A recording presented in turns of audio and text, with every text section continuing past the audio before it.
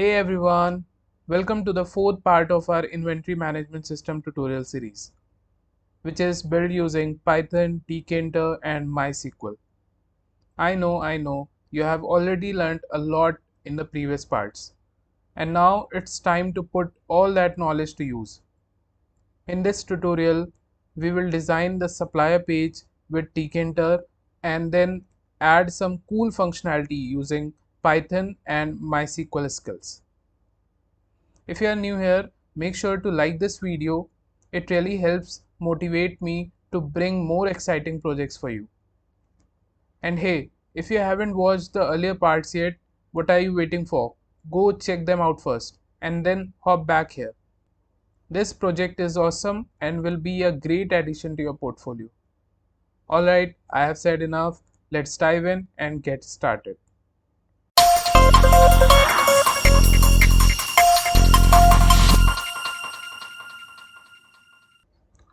So in this dashboard.py file, just like we have passed a command to this employee button, employee form, right? In the same way, we will pass a command to this supplier button. So here I'll write command equals to lambda supplier form. So this is a function, and to this function we will pass the window. Alright, and where we will define this function, we will create a new Python file. We'll go to new and Python file and we'll name it supplier. Okay, just like we have created employees file, in the same way we are creating supplier file. I'm trying to format the code in a way which is very easy to understand. So in this employees.py file, everything is related to employees. Here we will write everything related to suppliers. Okay. So I'm gonna create a function here, def supplier form. So this function will receive window object. Now I'll import this file in our dashboard.py file. So just like we have imported employee form from employees, in the same way we will import supplier form from suppliers.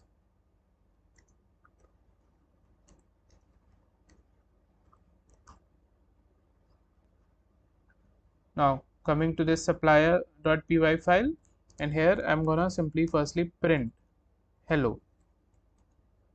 Now if I run it, once I'll click this suppliers button, you can see hello is getting printed. Okay, but we don't have to print hello. What we have to do, we have to create a frame. Okay, and that frame, let me pass this for now, and that frame will take spacing from here till here. Okay, just like we have added a frame to this employees.py file. So we will be creating the same way, so you can copy it from here and you can paste here, rename it to supplier frame. Okay, and we are not able to use this frame class. This is because we have not imported Tkinter. So we'll write from Tkinter import all. So all the classes and the methods will be imported. Okay, so now if I run it,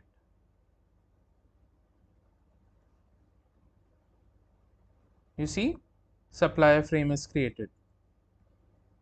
Now inside this supplier frame, what we are going to do,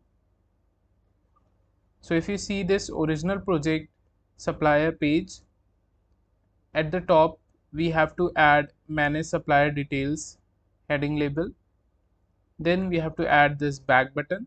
Okay, then we have to add these labels and their corresponding entry fields, and this is the text area. Okay, and then we have to add these buttons. So all these things will be added inside a left frame. Okay, then this section will be added inside the right frame, Inside the right frame we will have this search section and then this tree view section. Okay, so let's create one by one. So we can copy this heading label as well. Okay, and instead of employee frame, this heading label will be inside my supplier frame. Okay, and text will be manage supplier details. Okay, then everything else will remain as it is. Let's run and see. So here we are getting manage supplier details. Okay, then we need a back button. So we'll go to employees.py file, we'll copy this back image and this firstly we'll copy this back image only, we'll paste here, and then we'll copy this back button and we'll paste here. Now this button will be inside my supplier frame. Okay, and what will be the command for this back button? We want to close the supplier frame, right? So here we will mention supplier frame dot please forget. Okay, now let's run and see. So here we are getting the button. Okay, so we'll simply increase the y value. So y value here is 0, we'll make it 30.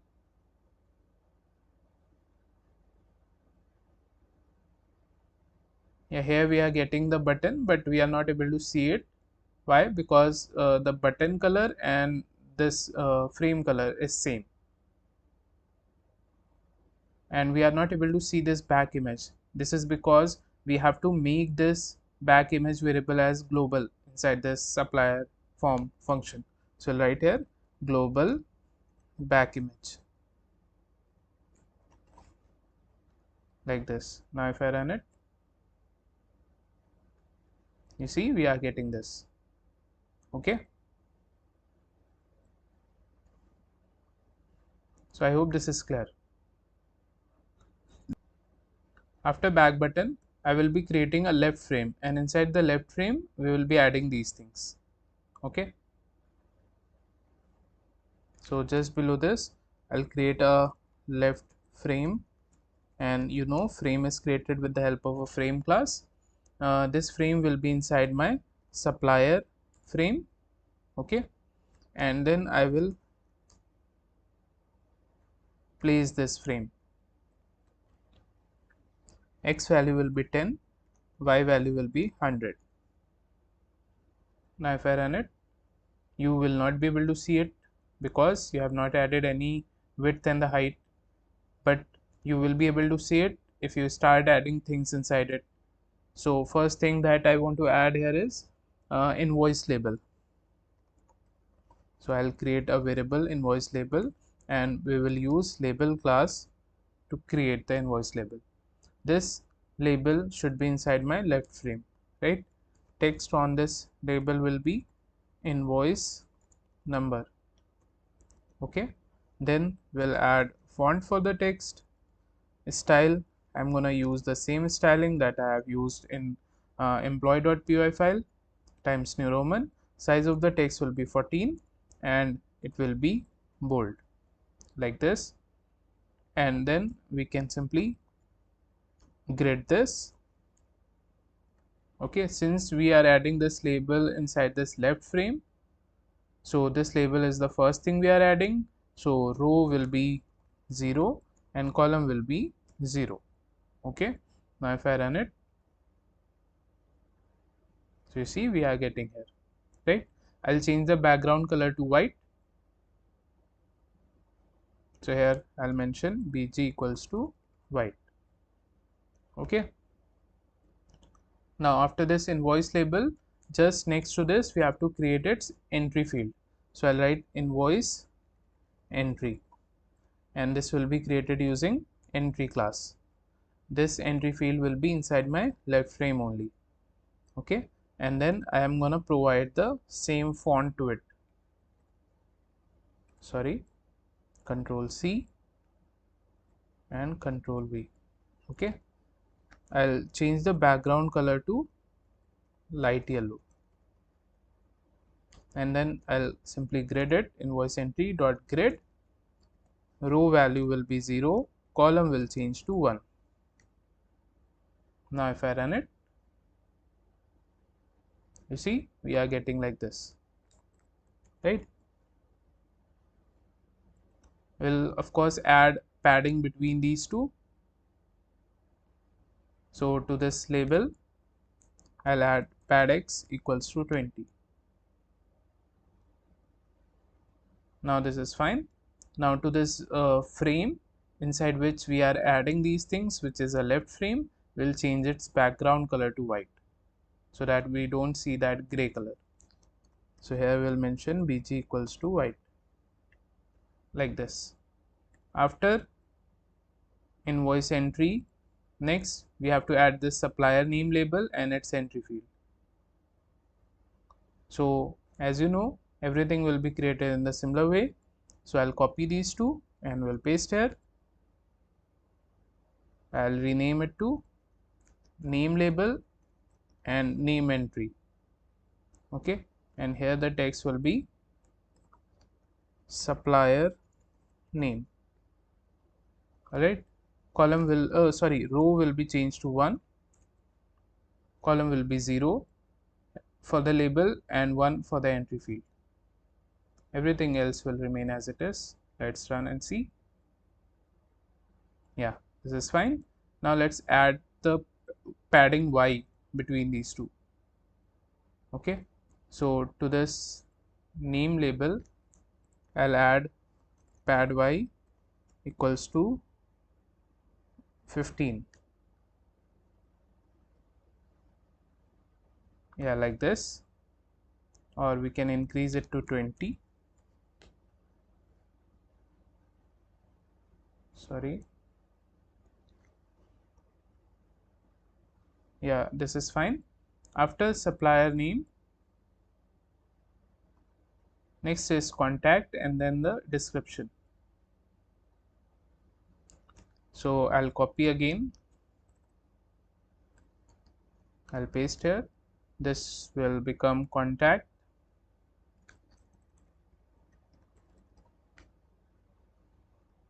Now I assume you are comfortable with this and your speed is increased and you are getting everything what I am doing here. So the text here will be changed to contact, or you can name it supplier contact. Okay, and row value will be changed to 2 and here it will be 2,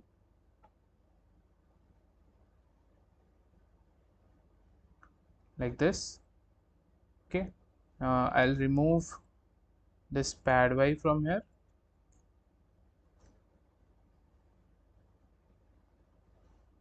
Okay, after this we'll have to add description. So I'll copy the label and instead of entry field there will be the text area. This will be description, text will be description, row value will be 3, and after this we have to create description text, and it is created with the help of a text class. This will be inside my left frame. Okay, and then let me just grid it. So description text dot grid, row value will be 3, column will be 1. Let's see. Yeah, so by default this is the width and the height of our text. I'll decrease it to width equals to 20, height equals to 4. Sorry, I have added at a wrong place. I'll cut from here. I have to add inside this text class.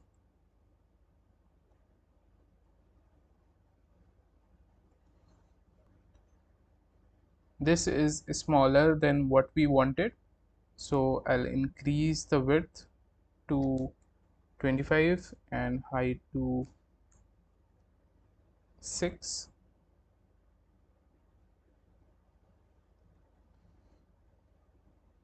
I think this is fine, and I'll also add a border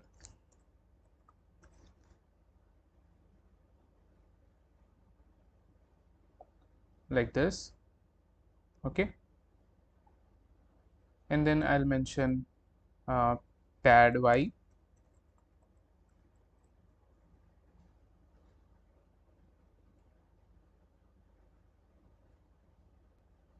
So yeah, I think this looks good. I will be adding pad y of 25. I want little more spacing, so instead of 20, so wherever I have added pad y, I'll do changes at all the places at once. So for that you have to press Ctrl R in PyCharm, just mention pad y equals to 20, and then with which value you want to replace it. Pad y equals to 25, replace all. So I have used it at 2 places only. So this is how it looks now. Now the next thing is I want these labels to be left aligned. Currently they are center aligned. So to the grid method of these labels,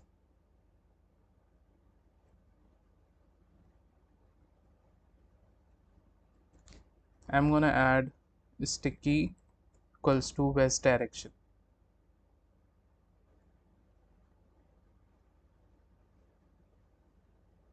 And instead of pad x 20, I will increase a little more.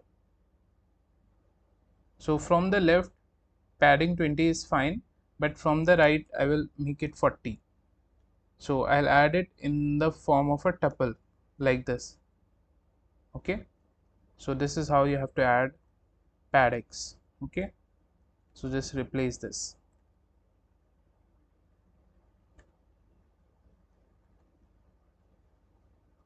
This will add 40 pixels padding on the right and 20 pixels padding on the left.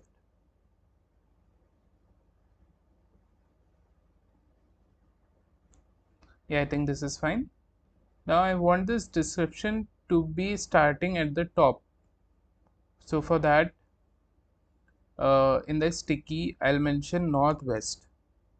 So this label will go at the top. Yeah, like this. But I'm gonna add pad y to this label. Pad y of 25. I want it to align with the text class like this. So yeah, now it's fine.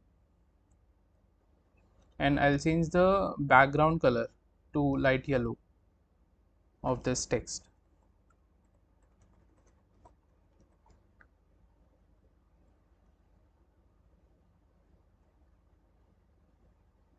And after this, I'm gonna add the buttons that you see here: save, update, delete, and clear. So I'll be firstly creating a button frame, and this will be created using the frame class, and this frame will be inside my left frame. Okay, and then I'll simply grid it. So button frame dot grid, and where I'll grid it, I'll grid it at row 4 and column 0. Okay, now inside this button frame I will be adding all the buttons. So I'm going to copy one of the buttons from this employees.py file, as we have to create all the buttons in the similar way only. So I'm going to copy any one of the buttons like delete button, and I'll paste here. I'll rename it to add button. Okay, and instead of, yeah, let's just rename it to button underscore frame. Okay, this is a good practice. Then the text here will be add font. We will just keep it to Times New Roman, and size can be 14. Let's just keep width to 10 only, cursor to hands 2. FG will be white, background will be this only, and then I'll just remove the command for now. Okay, then inside this button frame, row will be 0, column will be 0, and then we'll be adding paddocks. Let's see how this looks. So yeah, this is how our button looks like. Okay, in the same way we have to create other buttons. So after this I'll be creating update button.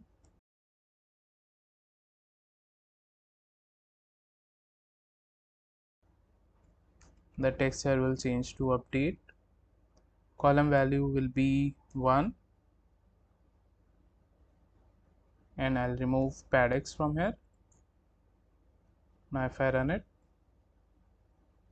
why I have removed paddocks? Because if you see to this add button, we have added paddocks 20, so it adds padding on the left hand side as well as on the right hand side. If we will add paddocks to this update also, then it will add 20 px extra, so that will give a little more spacing, which I don't want. I hope this is clear. After this I want delete, and then I want clear button. So this will be delete button. The text here will be changed to delete. This will become clear button. The text here will be changed to clear, and then this delete button will be at column 2, and this clear button will be at column 3. So yeah, this is how it looks. Here you can see we have extra 20 px of spacing, so I'll remove the paddocks from the clear button.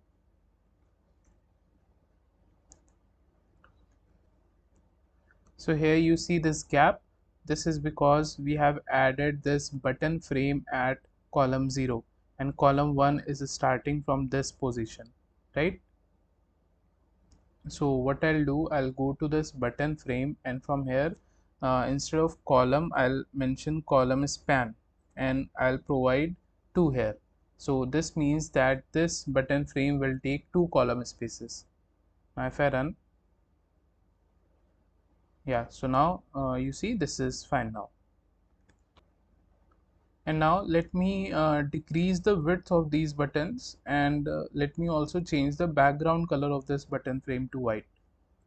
So here I'll change the background color to white, and then of these buttons I'll change the width to 8. So I'll place multiple cursors with the help of Alt key and mouse left button, and I'll change the width to 8. Yeah, so this is fine. Okay, we can increase some vertical padding here. So to this button frame I'll add pad y equals to 20.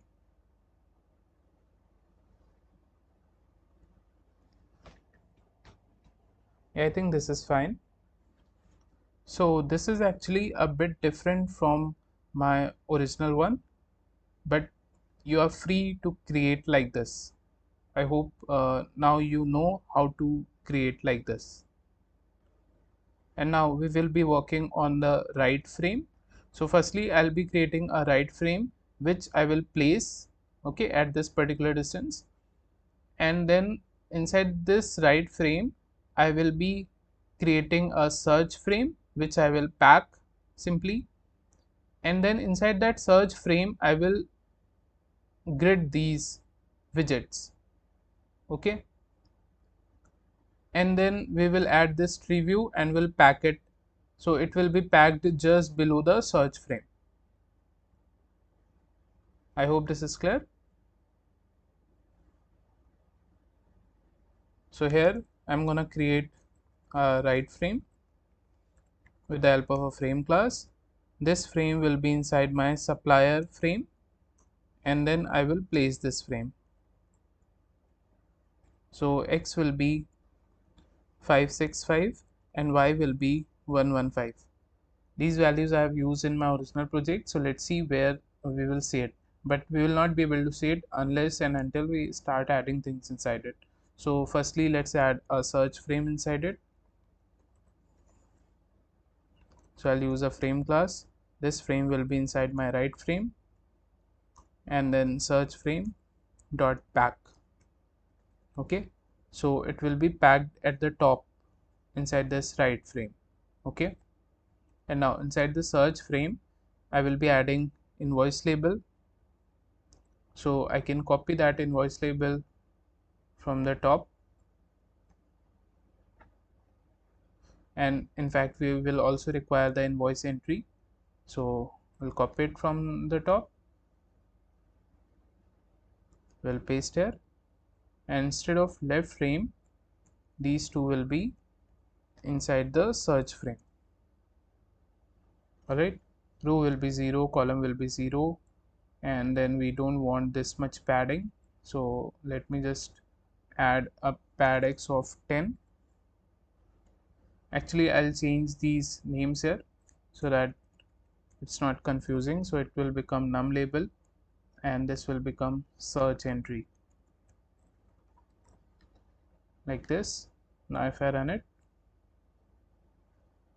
so you see we are getting invoice number and its entry field. Let's decrease its width. So here I'll mention width equals to 10. Okay, this is too small, but it's okay.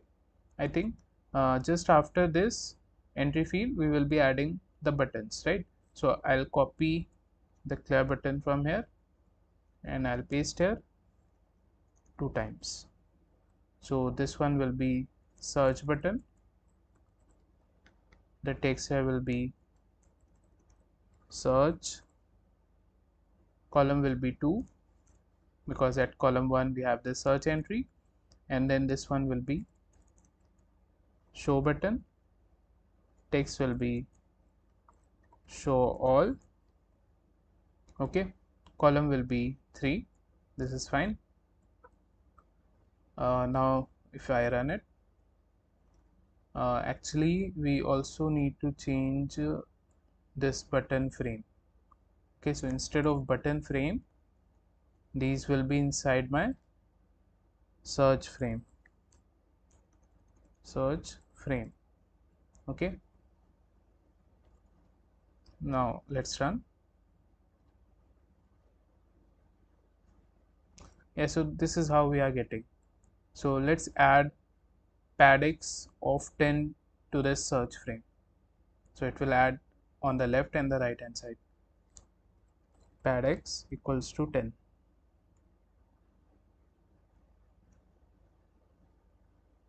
Yeah, so this is how we are getting. We can increase the width of this entry field to 12. You can adjust these values according to your choice. Okay, and I'll change the background color of this frame to white. So here I'll mention bg equals to white, like this. Now we have firstly packed search frame inside this right frame, and now I'm going to pack the tree view inside this right frame. Okay, so just below this I'm going to create a tree view, and tree view is created with the help of a tree view class, but this tree view class is not present in Tkinter, it is there in TTK, so we need to import it. So from Tkinter only we will be importing TTK, like this. This is the extended library of Tkinter. Now we'll use it TTK dot, so this will give us tree view class. And now where you want to see this tree view class? Inside my right frame. Okay, after that we want to mention the values in the tuple. Okay, so first value will be invoice, then name, then contact. Make sure you add it in the form of a string, then description. Okay, so these are nothing but the column IDs. Okay, with the help of this we will be adding the headings to this tree view. After this we have to pack it, so we'll write tree view dot pack. So it will be packed just below this search frame. Let's run and see. So we are not able to see it. Why? We are getting here unknown option values. So instead of values it will be column, right? So these are simply column indexes. Yeah, so this is how we are getting. Okay, so what I'll do, I'll provide width and the height to this right frame so that this right frame is of fixed size, so this tree view will not go outside of the screen. So we'll mention width as 500 and height as 340. Let's see. Yeah, so this is what we are getting. I'll actually shift this right frame a bit on the left hand side. So I'll decrease this X value. So I'll change it to 520. I think this is fine, right? I'll also decrease the Y value so that this comes from this position. So let me just keep it 200. So yeah, I think now it's fine, right? I'll add some vertical padding so that there is a spacing between the search section and the tree view. So inside the search frame, I'll add pad y equals to 10,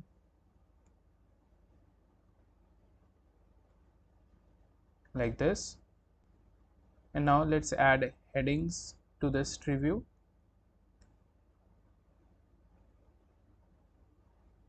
So just below this, I'll write tree view dot heading. Okay, and here firstly we need to mention the column ID, which is invoice.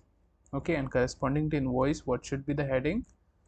So the text of the heading should be invoice ID, like this. Okay, then we'll copy this line with the help of Control D. Second column ID is name, and the text that will be displayed there will be supplier name. Then it will be contact, the text will be supplier contact, and then it will be description, and the text here will be description. Okay, now let's run and see. So you see we are seeing invoice ID, then supplier. If we scroll to the right, supplier contact, and then the description. Okay, but we are getting this first column extra, right? This one is extra, so this comes by default, so we can simply remove it by adding show equals to headings. Okay, so now you see that extra column is removed. Okay, I will be attaching a vertical scroll bar and the horizontal scroll bar to this tree view so that we are able to scroll to the right and to the left. So just before creating the tree view, we'll create one scroll y equals to scroll bar class. I'll add this scroll bar inside my right frame, and then I'll mention the orient, and this will be vertical scroll bar. Okay, I'll copy this same line. This will become scroll x, and the orient will be horizontal, like this. Okay, after you create scroll y, scroll x, Now you need to set this with this tree view. So for that you have to write y scroll command equals to scroll y dot set, and similarly x scroll command equals to scroll x dot set, like this. Okay, and after setting you can pack these scroll bars. So scroll y dot pack, and it will be packed on the right side. Okay, and will fill the y-axis, and then we'll pack this scroll x, and it will be packed on side bottom, and will fill x-axis. Now if I run it, so this is how the scroll bars are attached. Now if I move this scroll bar to the right, I'm not able to see the x view here. Okay, horizontal view of this tree view. So what we have to do, so let's make this scroll y and scroll x work with the tree view. So we'll write scroll x dot config method, and we'll pass a command, and command will be tree view dot x view without parenthesis, and we'll copy the same line. This will become scroll y, and here we want to see the y view. Okay, so when you will move the scroll x, I want to see the x view of the tree view. Okay, similarly if I move the scroll y, I want to see the y view of the tree view.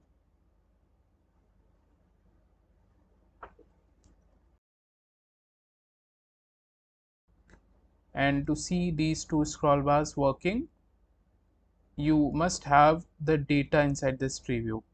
Okay, so horizontal will work, right, but for vertical there is no data. And now I'll expand this tree view so that it fills this right frame completely. So where I have packed this tree view here, so here we'll mention fill equals to both, so it will fill both x and the y-axis, and will expand it to 1 so that it can fully expand inside the right frame, like this. Okay, and now I'll change the background color of this right frame to white.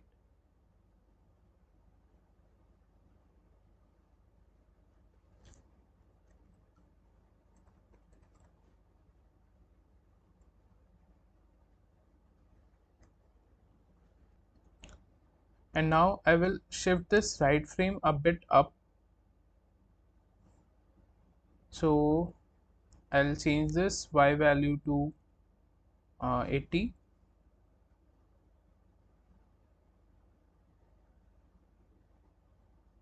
and so we are getting here, let's change it to 90, and I don't want any top padding, so I'll mention 0 here, and I'll change the bottom padding to 20 of the search frame. So there will be only spacing between the search frame and the tree view.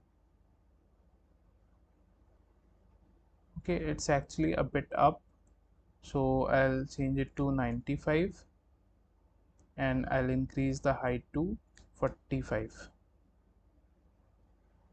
So you can play with these values to check the placements.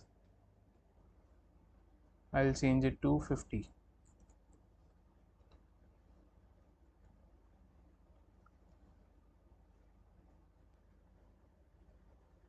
And now let me just increase this pad x value. So here let me just change it to 15, and this one also to 15.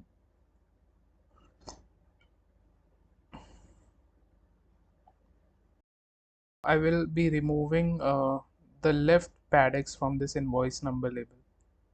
Okay, so here you see pad x 15, so I'll just keep it to right. So on the left I'll make 0. Now this is at the center.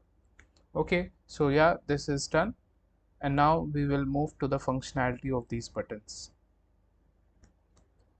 And I forgot to change the width of these columns, so I'll do that too.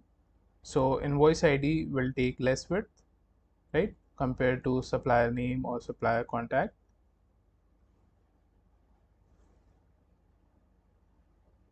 So after this, tree view dot heading will add tree view dot column.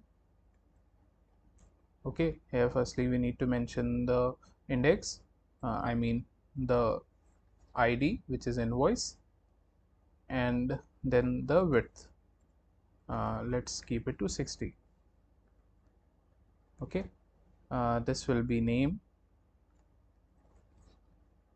so width will be 140, and then contact width 100, and then the description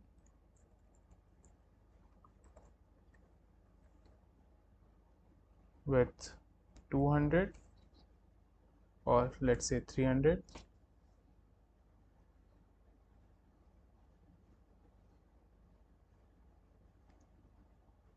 So yeah, this is how this looks. Okay, we can just change this value to 80. Let's make it 160, and let's change it to 120.